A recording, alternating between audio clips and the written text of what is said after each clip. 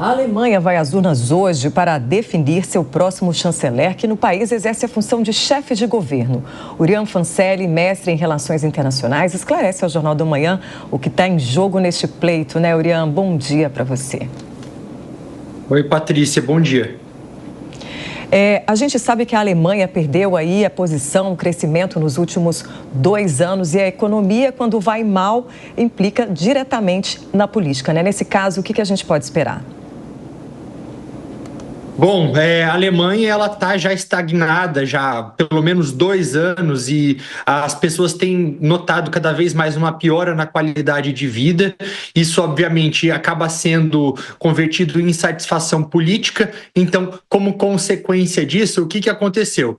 Estava já há alguns anos o governo do Olaf Scholz, né, que caiu principalmente devido à crise orçamentária desencadeada por uma decisão do Tribunal Constitucional alemão, que foi tomada em novembro de 2023, que proibiu o uso de 60 bilhões de euros que eram originalmente destinados a combater a pandemia para financiar o pacote de investimentos do governo, né? Isso acabou rompendo uma coalizão bastante frágil que existia, que era até chamada de uma coalizão semáforo, porque era formada pelo partido dele, o partido de centro-esquerda, juntamente com um partido liberal e um partido verde, mas ele não conseguiu resolver esse impasse, então essa coalizão ela acabou caindo depois que o Christian Lindner, que era o ministro das Finanças do país, renunciou, e o Olaf Scholz achou que essa seria a melhor decisão, então, de dissolver o parlamento, chamar novas eleições. E agora o que deve acontecer, de acordo com as pesquisas que têm saído, é que deve ganhar agora o Merz, que é de um partido ali de centro-direita, mais ou menos, que são os conservadores, e esse partido ele vai precisar de formar uma coalizão também para governar. Não sabemos ainda com quem vai ser. É provável que essa coalizão ela seja olha que ironia, com o partido que está atualmente no poder, então pode ser que seja uma grande coalizão de 2 partidos, mas é um momento bastante crucial para a Alemanha, porque a gente não está falando só da maior economia europeia, mas é a maior economia europeia em um momento no qual existe muita instabilidade por conta das ações que o Donald Trump tem tomado nos Estados Unidos, ameaçando taxar os países da União Europeia, e a Alemanha, como maior economia, seria o país mais afetado em relação a tudo isso. E vem outro desafio também ainda pior, que é uma crise de identidade e de segurança da Europa por conta da guerra na Ucrânia. O Donald Trump também aí ameaçando enfraquecer a OTAN, enfraquecer toda essa unidade europeia que fez frente até então desde dos ataques russos contra a Ucrânia. É o momento da Europa e da Alemanha dar uma resposta bastante forte. Então, isso tudo acontece em um momento no qual existe muita incerteza. Bom, mas se o favoritismo do Merz se confirmar, né, para o Donald Trump, o diálogo tende a ser melhor em relação à Alemanha com os Estados Unidos, porque a gente vê que isso tem ocorrido com outros países, até um exemplo nosso vizinho aqui, a Argentina. Oi, David, bom dia. Esse diálogo ele tende a ser... Talvez ele poderia ter sido mais promissor se não tivesse um fator bastante complicado, que é o J.D. Vance, vice-presidente norte-americano, durante uma conferência que estava acontecendo na semana passada em Munique, na Alemanha, que era uma conferência de segurança internacional, acabou se encontrando com Alice Weidel, que é a líder do partido Alternative für Deutschland, que é um partido um partido nacionalista, extremista, com raízes neonazistas. Bastante polêmico esse partido, inclusive algumas das pessoas que fazem parte já foram até multadas por terem usado alguns slogans como aquele Alles für Deutschland, que significa tudo pela Alemanha, que era um slogan nazista que existia. Estou falando do Björn Höcke, um político alemão. Então, o J.D. Vance e o Elon Musk, eles declararam basicamente apoio a esse partido. chocando um pouquinho, né? Porque eles, em posições oficiais de governantes norte-americanos, o Elon Musk, ele não está ali numa posição de cargo eletivo, mas ele, querendo ou não, ele acaba estando ali dentro da Casa Branca, então acaba de alguma forma expressando um posicionamento que acaba sendo atrelado ao Donald Trump. Mas deve sim haver algum tipo de diálogo, mas eu não diria que o Merz, ele sendo eleito, ele seria a principal ponte entre Europa e Estados Unidos. Eu acho que, independente do resultado, a pessoa que mais tem essa capacidade de dialogar com a Casa Branca hoje na Europa, essa pessoa seria talvez a Giorgia Meloni, que é a primeira-ministra da Itália, que está muito mais alinhada e conta com apoio mais direto também do governo norte-americano.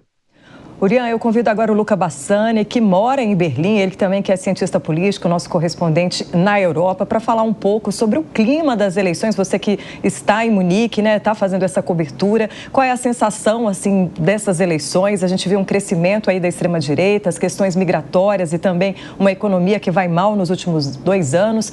Comenta para a gente aí, Luca.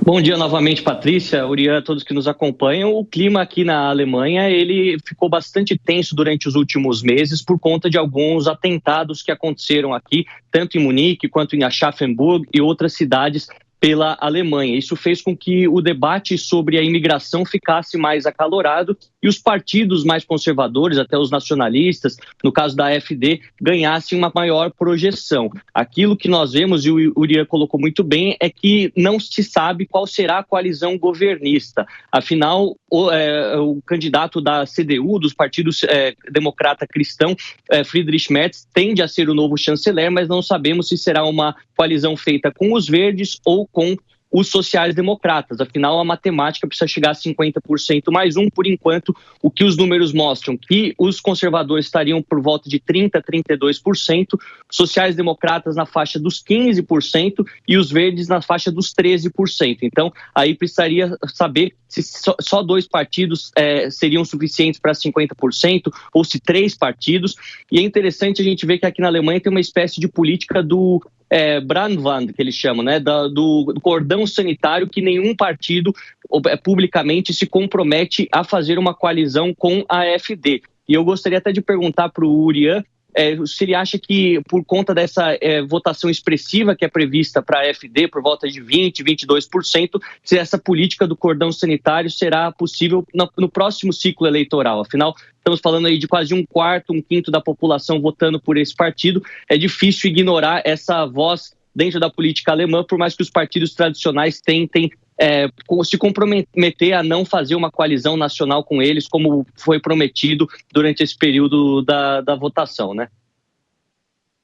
É verdade. Bom dia, ótimo que você trouxe isso, porque a gente tem que lembrar que até no final do ano passado, o Friedrich Merz, que é essa pessoa do Partido Conservador, que tende a ser o próximo chanceler da Alemanha, o que ele fez? Ele colocou para votação lá no parlamento alemão uma proposta anti-imigração.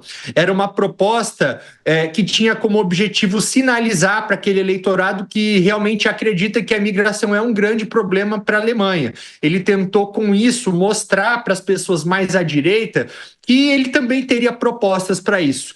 Mas o que aconteceu? Para ele tentar aprovar isso, ele contou com o apoio do AfD, que é esse partido que estava até então isolado, né? Que existia todo esse acordo para que nenhum partido se relacionasse com eles, basicamente, e isso acabou não passando, e agora pode ser que isso tenha algum tipo de custo eleitoral para ele, porque há receio por parte da população de que justamente isso aconteça, que ele vá fazer algum tipo de governo de coalizão com eles. Não é esperado que isso vá adiante, tá?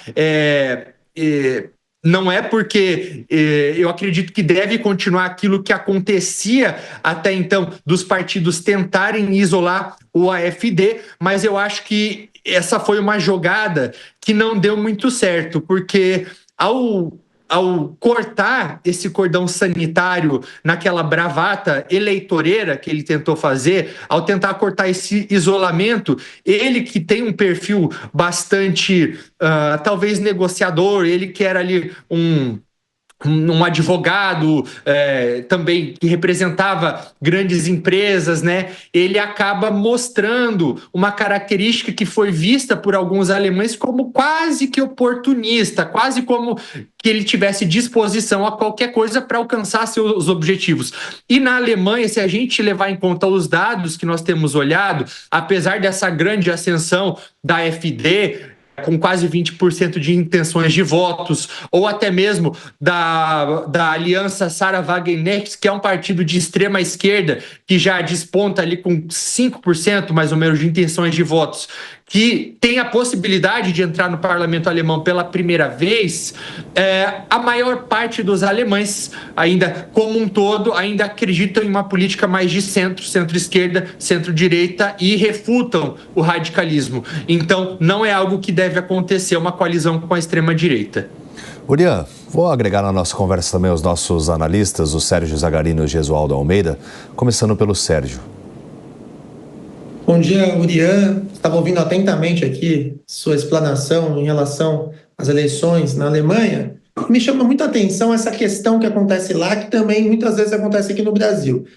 Uma facilidade muito grande de taxar alguém de extrema-direita, extrema-esquerda. As propostas tidas pela extrema-direita lá são muito próximas da direita conservadora favorita para a vitória. E então, se você ignorar esses 20% que estão dentro desse espectro, dessa extrema-direita, como que você vai conseguir fazer essa composição para conseguir a maioria ali na Alemanha?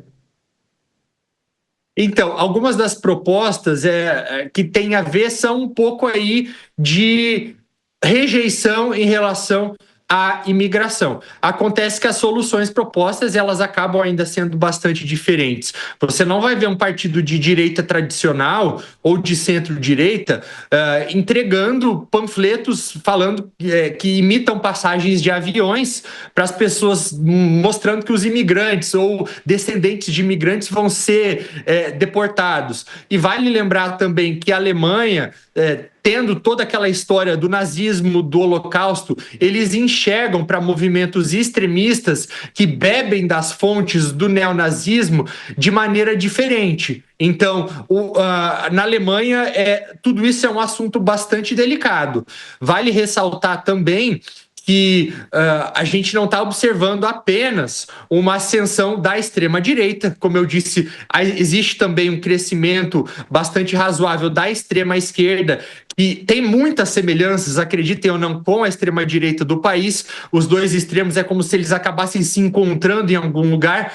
Ambos são altamente pró-Rússia. Talvez até eu diria que uma das maiores diferenças, entre a direita tradicional e a direita e a extrema-direita não tem a ver com imigração, mas com a postura em relação à Rússia, à Ucrânia. Então, são preocupantes e ameaçam a segurança da Alemanha.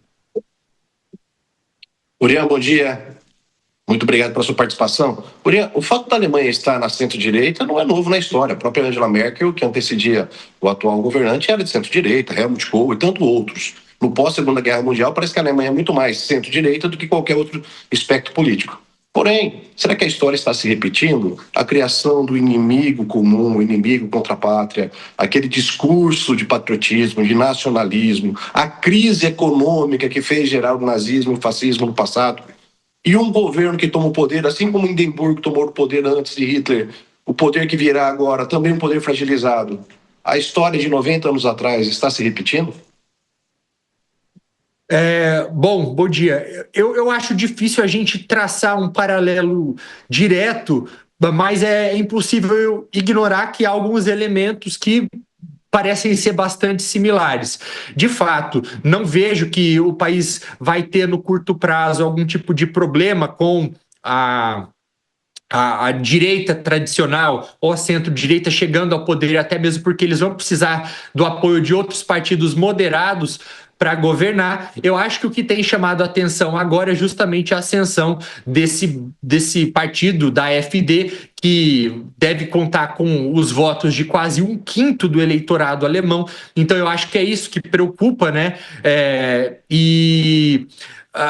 Questões de segurança, de novo, eu acho que o ineditismo aí agora, além desses inimigos internos que são muitas vezes usados, sim, como bodes expiatórios, que sim são corroborados quando há ataques feitos nas ruas por pessoas de origens de imigrantes, mas eu acho que existe sim o elemento do bode expiatório, mas a grande preocupação agora tem a ver com segurança. É impossível de ignorar o contexto no qual há uma intervenção claramente da ditadura do Vladimir Putin nesse momento, no qual ele mostra apoio, ele surfa na onda dessa ascensão de partidos radicais, porque para ele é interessante que eles sejam eleitos, porque isso é traduzido em uma desunião ocidental, que é justamente o que ele explora. Urian Fancelli, obrigada pelos seus esclarecimentos e suas análises aqui sobre as eleições na Alemanha. O Luca Bassani continua na Europa, em Munique, acompanhando tudo de perto, e a gente traz novas informações aí durante a nossa programação. Obrigada pela sua participação aqui ao Jornal da Manhã e tenha um bom domingo. Obrigado, bom domingo.